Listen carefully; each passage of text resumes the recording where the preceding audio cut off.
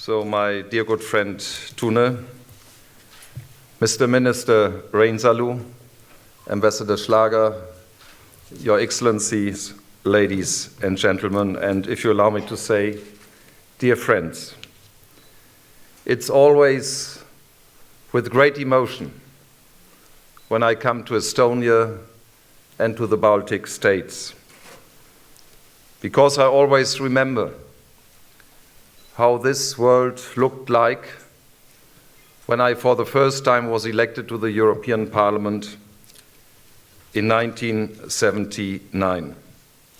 And I had the privilege to serve in the European Parliament continuously since 1979. But first of all, before I come to make my speech, and you are very generous with me, Tunne, you gave me 30 minutes. You know, when I was chairman of our group in the European Parliament, the European People's Party group, and the British Conservatives at that time were still part of it, I had 6 or 7 minutes. And then there is an elderly lady from Luxembourg, she had 1 minute. And she always told me, give me 2 minutes, so there is a little bit of justice in the EPP-ED group in the European Parliament. So you are very generous with me, giving me 30 minutes.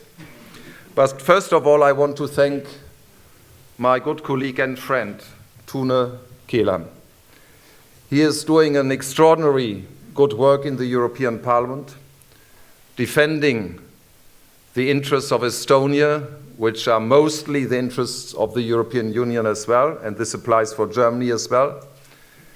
And I want to thank him for his great friendship. And his wife Marianne is sitting beside him, and I want to thank you as well.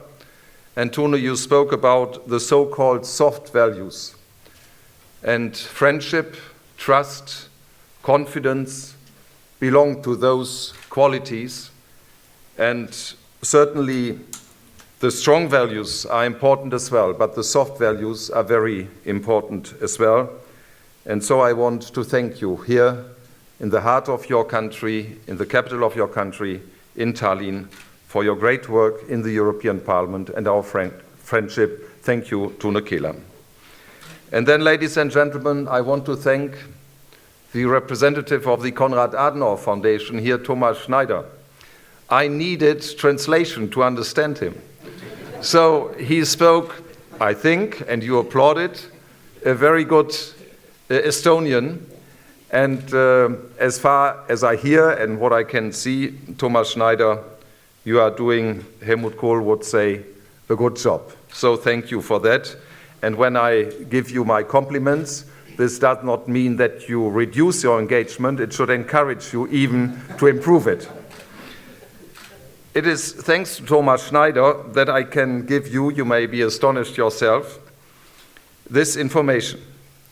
It was 94 years ago today, on the 8th of February 1919, when the Provisional Parliament, the MAPAEF, made the decision to convene a constitutional assembly, the Asutaf Kogu. And today your parliamentary democracy, with its democratic parties, is an expression of the independence of Estonia and a special achievement. And the leader of your party, Minister Reinsalu, is here. And I want to pay tribute to one of the greatest leaders of this country after Estonia got the independence, to my good friend Matla, who you know his situation, and I will go to see him after this conference. And I have greatest respect for Matla. So, dear ladies and gentlemen, we in the European Union, and it may be different here in Estonia, but it's the case in Germany and in some other countries, we are very often doubtful about the European Union, and we are lacking self-confidence. And I want to ask you to make a little journey, not year by year, but make a little journey through the years I had the privilege to serve in the European Parliament. When I was elected in 1979, there were many friends in my party in Germany who said, "Why do you want to be a member of the European Parliament? you have nothing to say in Brussels and Luxembourg. And my answer always was, we will fight for our competences. But what is even more important than the competences of the European Parliament, that we build a strong Western Europe so that Western Europe is attractive for Central and Eastern Europe as well. And if somebody would have told us in 1979 that the 1st of May 2004, 3 nations which were occupied by the Soviet Union, Estonia, Latvia, and Lithuania, would become member of the European Union, our answer would have been, this is a vision, this is a dream, this is a great hope, but we are afraid it will not happen during our lifetime. And dear friends, it has happened, and we never should forget it. And we have to bring this message, especially to the young generations. We in the European Union, now with 500 million people in 27 countries, we are not just a geographical organization or a political organization. We are a community based on values. And this means it's a community based on the dignity of the human being, of human rights, freedom, democracy, and legal order. And we are united by solidarity and subsidiarity. And I always tell my compatriots in Germany, don't forget that German unity, German unification, the 3rd of October 1990 was only possible because there were people not only in Eastern Germany, but in Estonia, in Latvia, in Lithuania, in Poland, in the Czech Republic, in Hungary, in Slovakia, and so on, who fought for freedom, liberty, and their rights. And Tunne Kelam already mentioned John Paul II.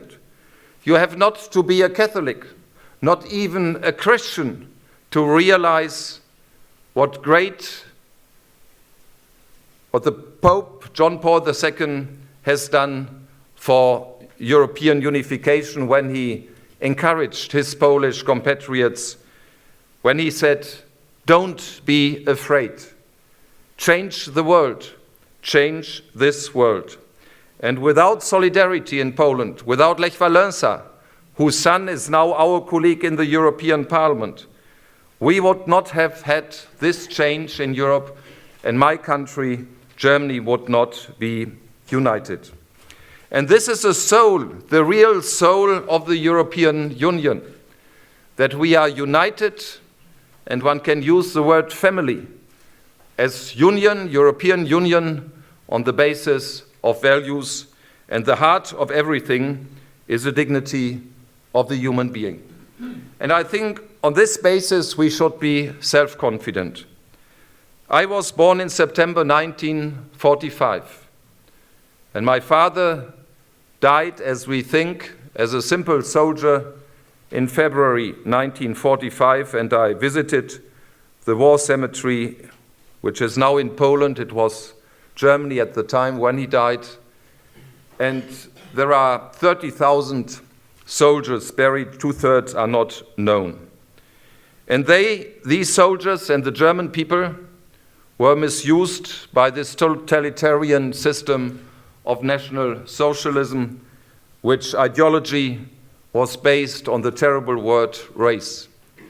And the totalitarian communism based its ideology on the word class. And both ideologies promised the world, promised Europe, the paradise on earth, and they left almost a hell. And I'm mentioning this to say that our beliefs, our convictions, our values finally prevailed, and that's why we as European Union, we as Estonians, as Germans, and all the others, I see Ambassador Vatani here, our Italian friends, and all the others, that we can be self-confident, and we always should combine self-confidence with modesty. And I think as Christians we can. And I will never forget that the 25th of March 2007, the President of the European Union, at that time the German Chancellor Angela Merkel, the President of the European Commission, José Manuel Durão Barroso, and myself as President of the European Parliament, signed in Berlin, in commemoration of the Treaty of Rome from 1957, the so-called Berlin Declaration. And in this Berlin Declaration is a word, I say it now in English, but the German language might normally not be the most, how should I say, the language with most music. But in English, there is a phrase in this Berlin Declaration, we are united to the better. In German, it means, wir sind zu unserem Glück vereint. I don't know whether you get this translation. Some might understand. We are united to the better is not exactly what it means in the German language. In the German language, wir sind zu unserem Glück vereint. And this is something we should never forget. What it means that today, Estonia and all the other 26 countries of the European Union belong together as a family that is based on values. And I made the suggestion as President of the European Parliament to build a House of European History. And Tunne Kelam knows how difficult it was to get the support of the European Parliament, of the European institutions and others. And now it's going to be built in Brussels, near the European Parliament, to show the Europeans and especially the young people what the history of the 20th century was, the totalitarian systems, the wars, and then our European answer with Robert Schuman, who was a person in France of reconciliation, and he made the suggestion for the steel and coal community, but the substance of it was to have reconciliation in Europe and to build a peaceful European community, and that the people of Europe, and Tunne Kelam mentioned the Treaty of the Élysée 50 years ago, that there should always be friendship, partnership, and solidarity between the European people who are united in the European Union, which then was the European community. So, ladies and gentlemen, this is the most important. This is our soul. And in these days, just today and yesterday, the heads of government are discussing the financial perspective from 2014 to 2020. So I'm personally only involved as a normal member of the European Parliament now. But for the last financial perspective, 2007-2013, I was responsible for our group and for part of the European Parliament.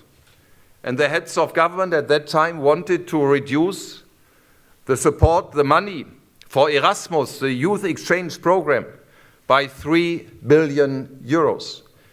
And the answer of our group was, if this will not be corrected, we will say no to the financial perspectives.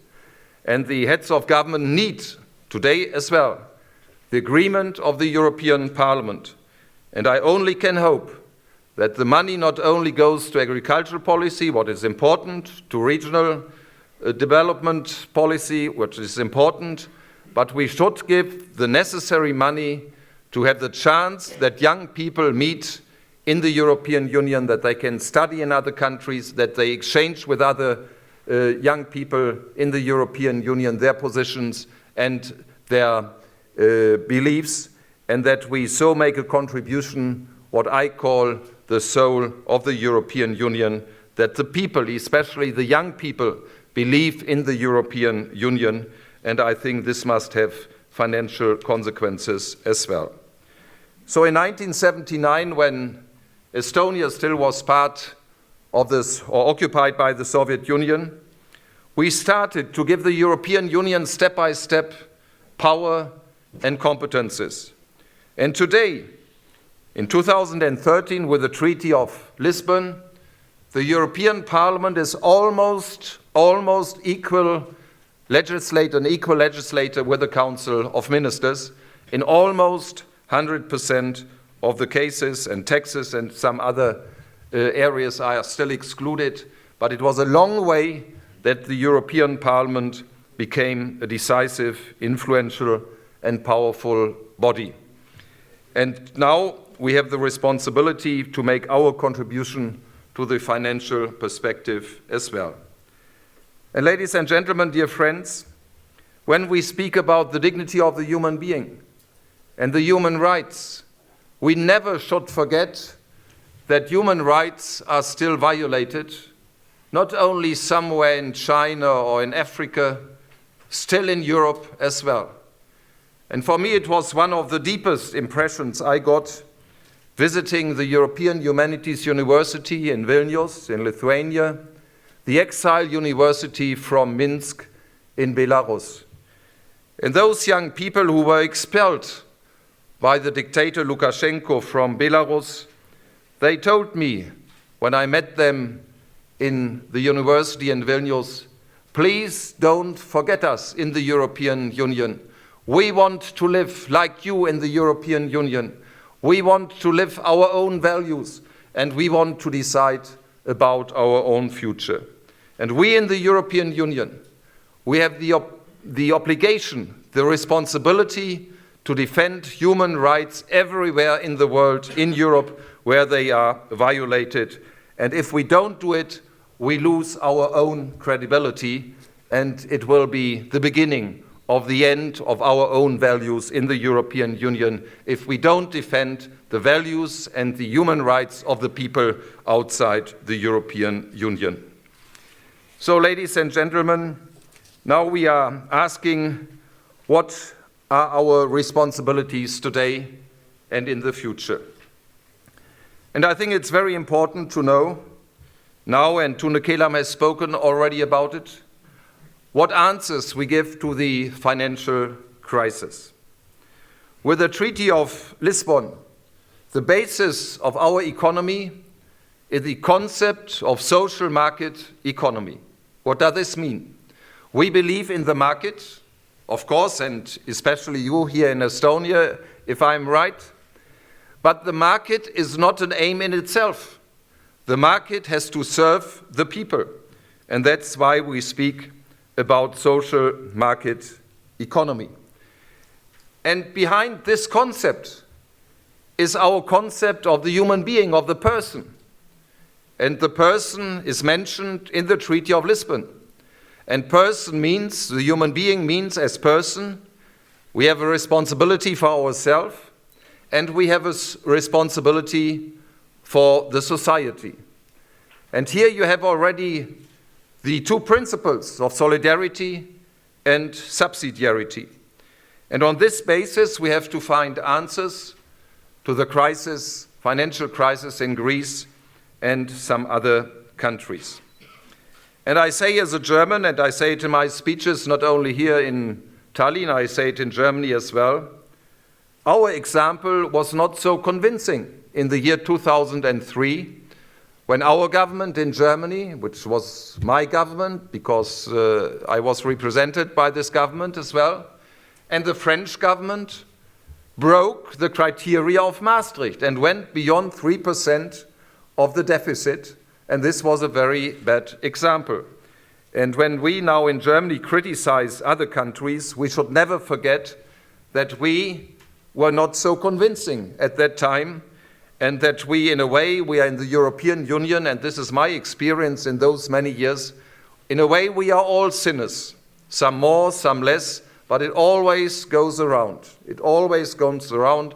One day it's this country making mistakes, the next year or next month it's another country, and so we have to stay together.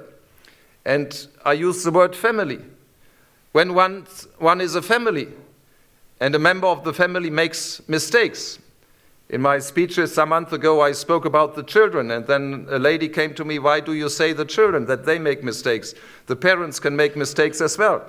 So I say, if a member of a family makes mistakes, then we don't exclude this member of the family, but we try to build a bridge that we can stay together. And I said it shortly before Christmas when I made a speech in Athens in the presence of the Prime Minister and many, many members of the Greek Parliament. We opened an office of the Konrad Adenaueri Stiftung in Athens. I said, you need to make the necessary reforms. And if you do, then you can expect solidarity.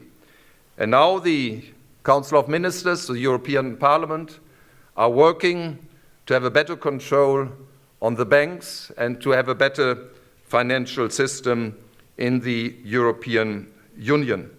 And if we are criticized by Britain, and the Prime Minister of Britain, David Cameron, recently made an important speech, my advice to the British is, don't forget your own problems. Don't only say there are challenges in the European Union, there are challenges in Britain as well, and the deficit in the United Kingdom is higher than the average deficit in the European Union.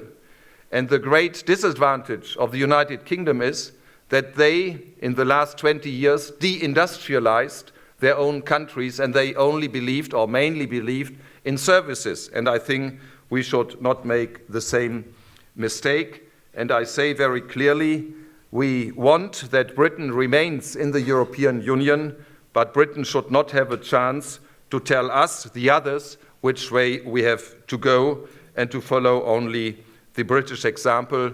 We should find solutions together. And I agree that sometimes we in the European Union, in the Parliament and in the Council of Ministers, should ask ourselves, would it not be helpful to have less legislation instead of more legislation? But when it comes to a concrete point, for instance, control of banking, you need a better control, and this, of course, needs a sort of administration as well. But I think finally we will succeed, and we should defend our European currency. And Mario Draghi, who is an Italian, as everybody knows, I think is an excellent president of the European Central Bank, as was his predecessor, Trichet, as well. So we believe in the European Central Bank, and I want to thank you here in Estonia that you believe in the common European currency and the euro, and we will do everything to defend our European currency because it's financially necessary and politically necessary as well, because the euro is much more than just a currency. Ladies and gentlemen, let me take another point, the dialogue of cultures. Last week I was in Beirut, where we opened an office of the Konrad Adenauer Foundation as well. And the president of Egypt, Morsi, last week was in Berlin. And I think it's very necessary now, after the so-called Arabian Spring, and in February 2011, I had the chance to speak to the wonderful young people on the Tahrir Square in Cairo, that we have a dialogue with the peaceful people in the Muslim world. Because the relations between the Muslim world and the European Union, and from Tallinn it may seem very far, but it's not very far. What happens in Mali will have consequences for all of us in the European Union. So the future of our relations between our European Union and the Muslim world is decisive, and so we should do everything to cooperate with peaceful Muslims. But it must be clear as well, and we should never be softies in the way that we would not defend ourselves. The soft values are important, but if the soft values in the end cannot prevail or are challenged, then we have to use military means as well to defend our values. And I want to thank France that they took action. President François Hollande decided to fight against the terrorists in Mali. But I'm very sorry. This should have been the responsibility of the European Union as such. Now it's because the European Union is not strong enough, France does it. And I welcome this, and we all should support France in their action. But it would be a responsibility of the European Union. And I see one of the greatest challenges for the European Union to develop in the next years a strong European foreign affairs and security and defense policy. And I'm happy that the defense minister is here, and we have to build up the necessary defense measures that in actions like in Mali, in situations like in Mali, the European Union as such can react, and that this is not only the responsibility of one country. And I think we should think about the idea, which unfortunately failed in 1954 in the French National Assembly, a European defense community with a European army. This will not happen from one day to the other. But when we started the project of the monetary union with our euro, with our currency, people said this is a vision, this will never be realized. And it's the same thing now with the defense policy. We have to do it. We need politicians who are decisive, who want to achieve the goals, and we should think into that direction. So, ladies and gentlemen, let me come to some very few other points. Our good neighborhood. You are neighbor to Russia. And I think we need a good relation with Russia. Russia is an important country, and Russia partly to the Urals, until to the Urals, is Europe. And Russia has atomic weapons and a lot of gas, and hopefully Russia develops, as far as democracy is concerned, in the right direction. And I am worried about one thing. It's some days ago that there was a celebration, 70 years, the Battle of Stalingrad, and the Soviets won it. I have all understanding that they are happy and that they celebrate it. But I'm worried that there is a sort of revitalization of this terrible dictator, Joseph Stalin. He was a devil like Hitler. And I think we as Germans can be proud about one thing, that we succeeded to understand what National Socialism was, and that we say in Germany, never again, because this totalitarian system of National Socialism denied the dignity of the human being.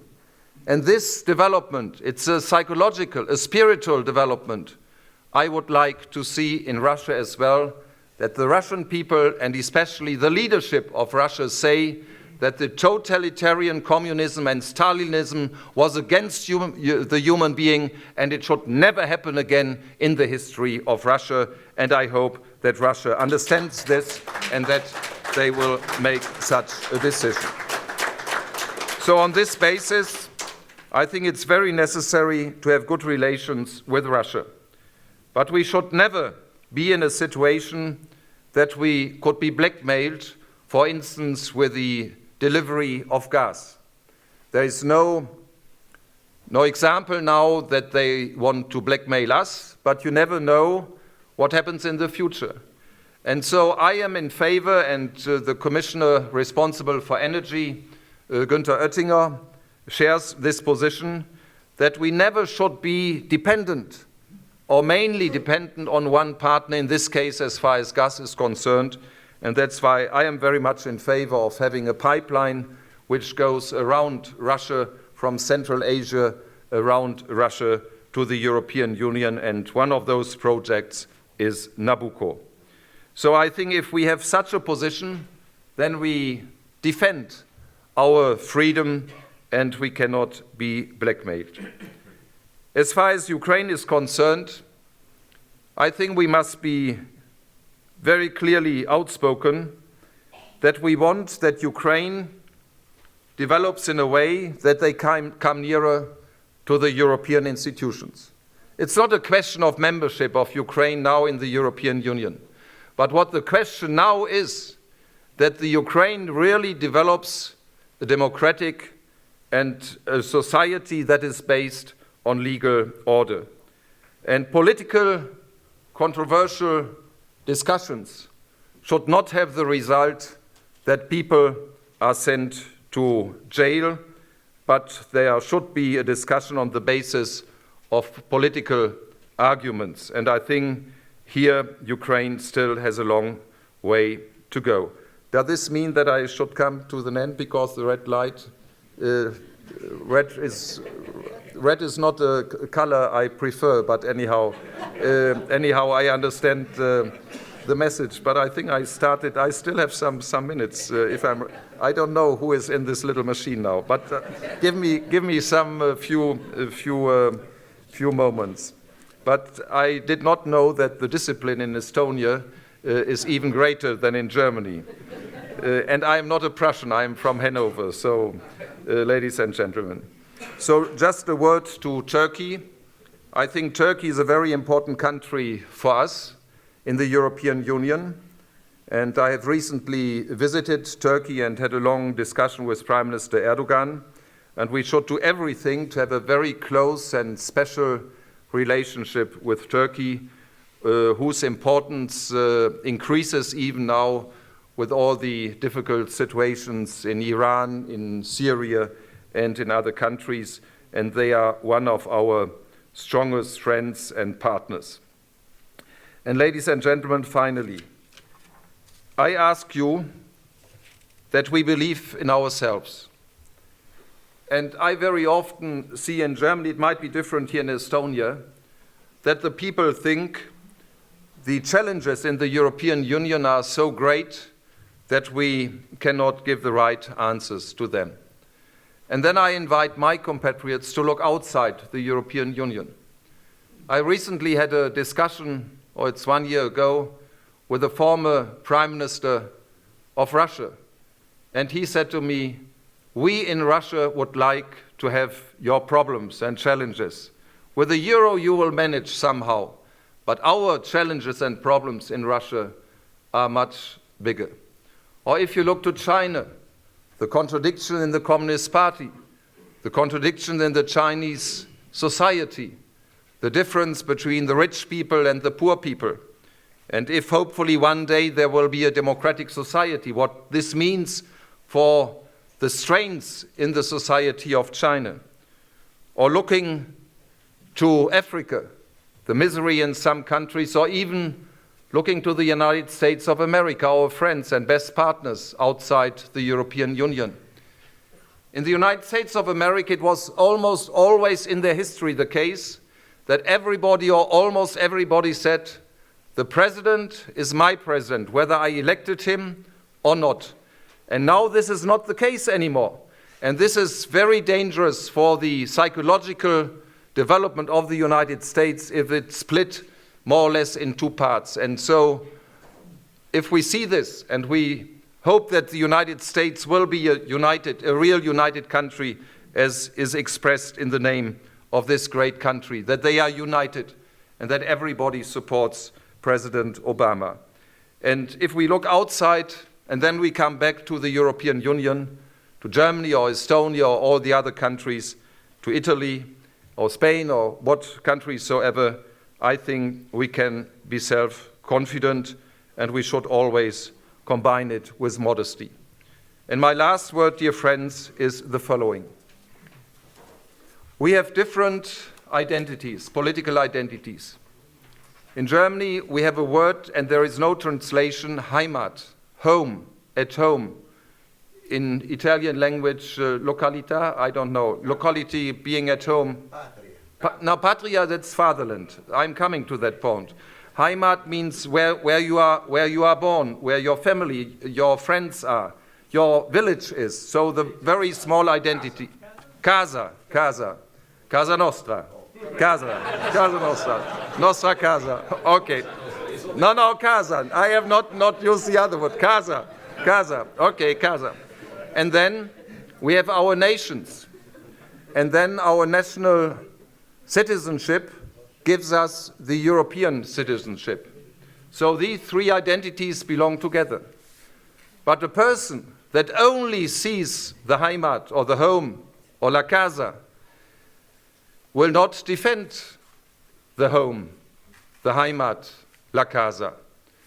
and who thinks that the own nation is above all nations will become a nationalist, and nationalism leads to war. And who thinks only as a European has no roots. And so, Heimat, the local level, the nation we belong to, fatherland, motherland, and the European Union belong together. And we have a responsibility as well for the world. And if we have this understanding, I'm deeply convinced the European Union and its member states and its people will have a good future in the 21st century. Thank you so much.